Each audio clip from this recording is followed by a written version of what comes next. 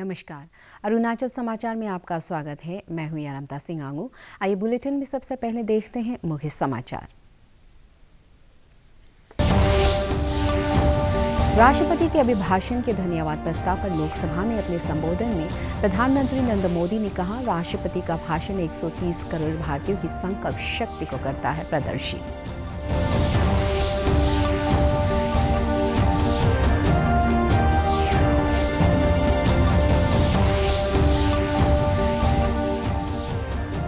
मुख्यमंत्री पेमा खांडू ने अरुणाचल ई प्रगति की पहली बैठक की अध्यक्षता की। जिला उपायुक्तों की मौजूदगी में हुई इस बैठक में की गई केंद्र और राज्य सरकार की विभिन्न योजनाओं और परियोजनाओं की समीक्षा।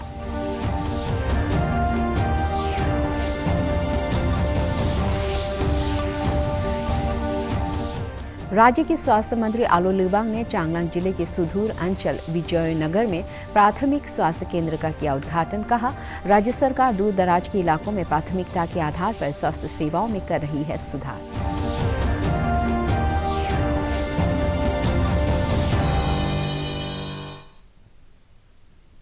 राष्ट्रपति के अभिभाषण के धन्यवाद प्रस्ताव पर प्रधानमंत्री नरेंद्र मोदी ने लोकसभा को संबोधित करते हुए आज कहा कि राष्ट्रपति का भाषण 130 करोड़ भारतीयों की संकल्प शक्ति को प्रदर्शित करता है। विवादित कृषि कानूनों का जिक्र करते हुए प्रधानमंत्री ने कहा, कृषि कानून में अगर खामियां हैं तो सरकार इसमें बदलाव के लिए तैयार है। उन्होंने कहा कि कानून बनाने के बाद मिनिमम सपोर्ट प्राइस MSP पर कोई प्रभाव नहीं पड़ा है। उन्होंने कहा कि हमारे लिए आवश्यक है कि हम आत्मनिर्भर भारत के विचार को बल दें। आज हिंदुस्तान के हर कोने में वोकल फॉर लोकल सुनाई दे रहा है। हो सकते तो करने की कोशिश की, हमारे लिए वो कालखंड भी वैसा ही था। लेकिन आज पोस्ट कोरोना जो नया वर्ल्ड ऑर्डर तैयार होगा और होना ही है, किस रूप का होगा, कैसा होगा, कौन उसको इनिशिएट करेगा, वो तो वक्त बताएगा। लेकिन दुनिया ने जिस प्रकार से संकट को झेला है, दुनिया इस पर सोचने के लिए मजबूर हुई है और होना है। ऐसी स्थिति में भारत विश्व से कट करके नहीं रह सकता। भारत एक कोने में गुजारा नहीं कर सकता है। हमें भी एक मजबूत प्लेयर के रूप में उभरना होगा। लेकिन सिर्फ जनसंख्या के आधार पर हम दुनिया में अपनी मजबूती का दावा नहीं कर पाएंगे। वो एक ताकत है, लेकिन इतनी ताकत मात्र से नहीं चलता है।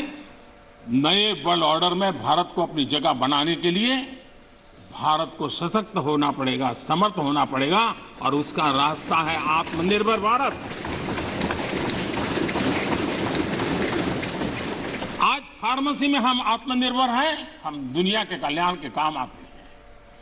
भारत जितना आत्मनिर्भर बनेगा और जिसकी रगों में सर्वे सुखिनः भवन्तु का मंत्र जड़ा हुआ है, वो जितना सामर्थ्यवान होगा, मानव जात के कल्याण के लिए, विश्व के कल्याण के लिए एक बहुत बड़ी भूमिका अदा कर सकेगा।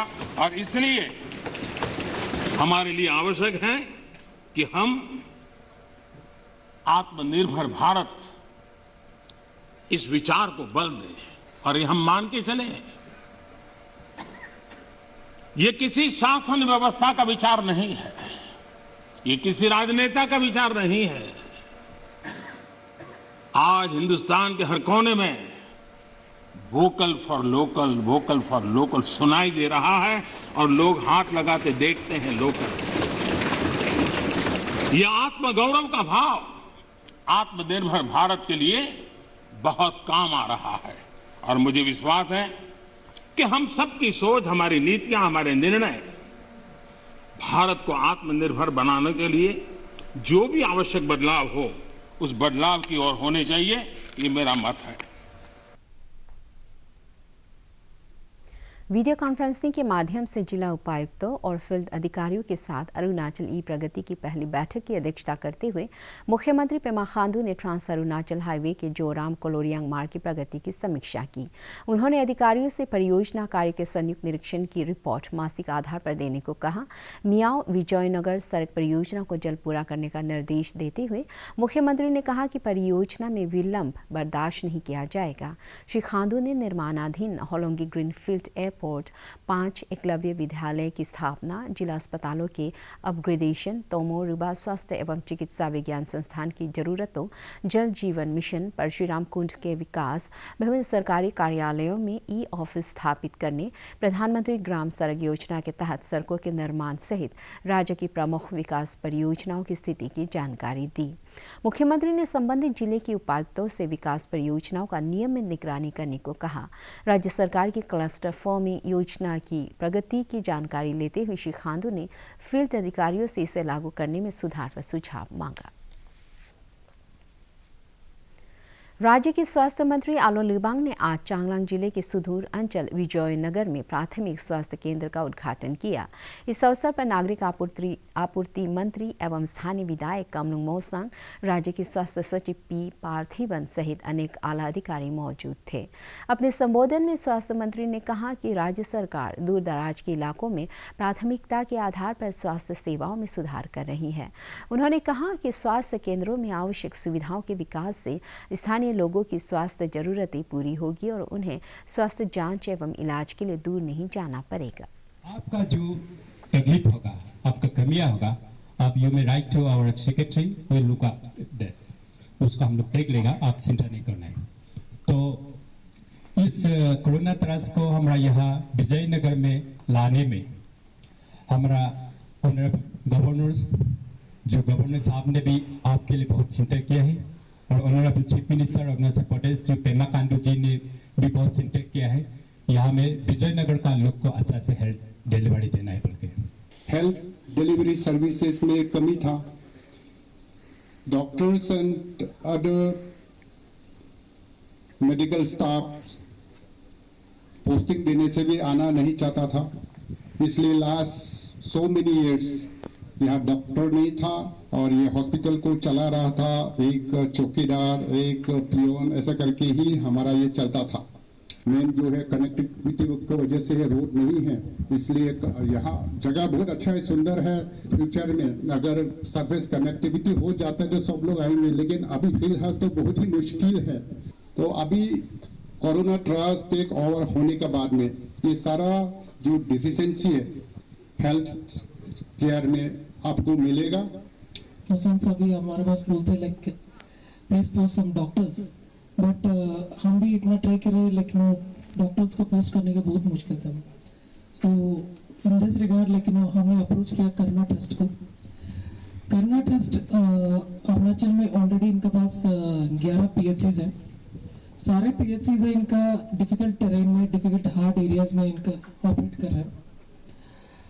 लॉन्गडिंग में आप देखेंगे वाका और तिराप में लाजू, और यहाँ चांगलांग में ऑलरेडी किमियांग एक PHC है इनके पास, और ये भी विजयनगर में हो जाएंगे, और अंजाव में भी लाइक वलोंग एक PHC। सो सारे इंडिया म्यांमार बॉर्डर एरिया में लेकिन वो सारे PHCs है आज करना ट्रस्ट ऑपरेट कर रहे हैं। एंड हमारा पूरा लेकिन यहाँ का बेल्ट है, कोई भी डिलीवरीज हो रहा है लेकिन जैसे यहाँ करना trust PHC is only PHC आज का दिन, लेकिन वहाँ डिलीवरीज चल रहा है। So this is apart from that इनका पास भी अच्छा सर्विसेज है, 11-12 सर्विसेज देते हैं, OPD सर्विसेज है, फिर ऑफ्थल्मिक सर्विसेज वगैरह इनके पास होते हैं। राज्यसभा में आज मिजो नेशनल फ्रंट के सांसद के वनलाल वेना ने म्यांमार से लगी भारत की सीमा पर कोविड महामारी के दौरान गैर कानूनी तरीके से कई मार्गों के निर्माण और उससे सामानों की तस्करी का मुद्दा उठाया। उन्होंने अंतर्राष्ट्रीय सीमा पर अतिक्रमण कर बनाए गए गैर कानूनी व्यापार मार्गों के भविष्य में स्थायी होने की आशंका जताते हुए केंद्र सरकार से इस मामले में त्वरित कार्रवाई का आग्रह किया। Inform the honourable members of this House that the Indo-Myanmar Border Trade Center at Zokothar village in my constituency has been closed since April 2020 till today due to coronavirus pandemic. During this period, some businessmen constructed unauthorized roads at about 7 different places across the Myanmar and India border. So many foreign goods enter our country illegally through these artificial roads without paying any GST to the government. I am afraid of that all those temporary roads may turn into the permanent smuggling road if we do not take the necessary action.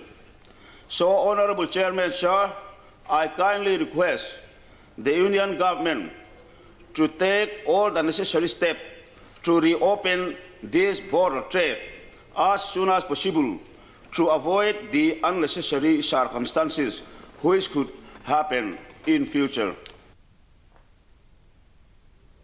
देश में अब तक 66,11,000 लोगों को Covid के टीके लगाए जा चुके हैं।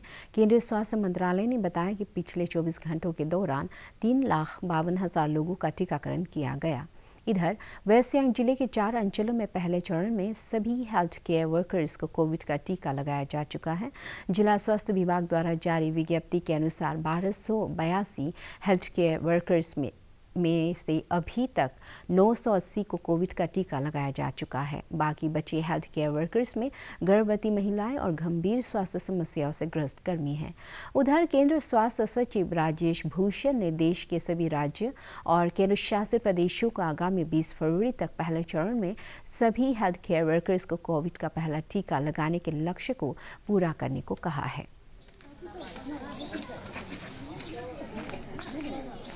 We cannot indefinitely keep on scheduling and rescheduling healthcare workers. So these timelines have been communicated to the states. States have been advised that all healthcare workers must be scheduled at least once for vaccination by 20th of February 2021. States and UTs have also been advised that mop-up rounds for healthcare workers must be organized by 24th of February. ये multiple mop up rounds हो सकते हैं। States चाहें तो 2 mop up round कर लें, states चाहें तो 3 मॉपअप राउंड्स कर लें। The aim of mop-up round is to ensure that those healthcare workers that could not come during the scheduled vaccination sessions will then avail of the benefit afforded by the mop-up rounds to get their dose of vaccination. देश भर में पिछले 24 घंटे में Covid के 13,000 से अधिक लोग स्वस्थ हुए और 11,067 नए मामले सामने आए। इस समय देश में कोरोना के सक्रिय मामलों की संख्या 1,41,511 रह गई है। पिछले 24 घंटे में कोविड से 94 लोगों की मौत हुई। इधर अरुणाचल प्रदेश में कोविड के सक्रिय मामलों की संख्या घटकर 4 रह गई है और रिकवरी दर बढ़कर 99.64% हो गई है। कल राज्य में कोविड का एक रोगी स्वस्थ हुए और एक भी नया मामला सामने नहीं आया। राज्य भर से कोविड जांच के लिए मंगलवार को 593 सैंपल एकत्र किए गए। केंद्रीय श्रम मंत्री संतोष गंगवार ने कहा है कि ग्रामीण इलाकों में रोजगार सृजन के लिए आत्मनिर्भर योजना के तहत 27 लाख करोड़ रुपए का पैकेज दिया गया है। आज राज्यसभा में एक प्रश्न के उत्तर में उन्होंने कहा कि देश में 40 करोड़ असंगठित श्रमिक और 10 करोड़ संगठित श्रमिक हैं। उन्होंने बताया कि कोविड के दौरान असंगठित क्षेत्र के 1 करोड़ श्रमिक अपने राज्यों में चले गए, जबकि उनमें से कई वापस लौट आए हैं। Rural development society Arunachal Pradesh निबार्ड के सहयोग से राज्य के विभिन्न इलाकों में उद्यमिता विकास कार्यक्रम चला रही है। माइक्रो एंटरप्रेन्योरशिप प्रोग्राम के तहत विशेष रूप से राज्य के महिलाओं को स्थानीय संसाधनों के उपयोग से मशरूम की खेती सहित विभिन्न क्षेत्रों में कौशल विकास प्रशिक्षण दिया जा रहा है। वोकल फॉर लोकल और आत्मनिर्भर भारत योजना के तहत स्थानीय स्तर पर रोजगार के अवसर पैदा करने के लिए सोसाइटी ग्रामीण स्तर पर लोगों को प्रशिक्षित कर रही है ताकि वे स्वरोजगार को अपनाकर आत्मनिर्भर बन सके। सोसाइटी ने हाल ही में अपर सुबनसिरी जिले के दापोरिजो में चयनित महिलाओं को मशरूम की खेती का प्रशिक्षण दिया। इम्फाल में राज्य के लोकप्रिय इंडिजिनस मार्शल आर्ट्स गेम थांग ता में सभी जिलों के कुल 759 खिलाड़ी हिस्सा ले रहे हैं, जिसमें 437 पुरुष और 246 महिलाएं शामिल हैं। मणिपुर में प्रतिवर्ष आयोजित होने वाले इस राज्य स्तरीय प्रतियोगिता में प्रदेश के 42 संस्थानों के प्रतिभागी भाग ले रहे हैं। राज्य स्तरीय प्रतियोगिता में विजयी खिलाड़ियों को राष्ट्रीय थांग ता प्रतियोगिता में भाग लेने का अवसर मिलेगा।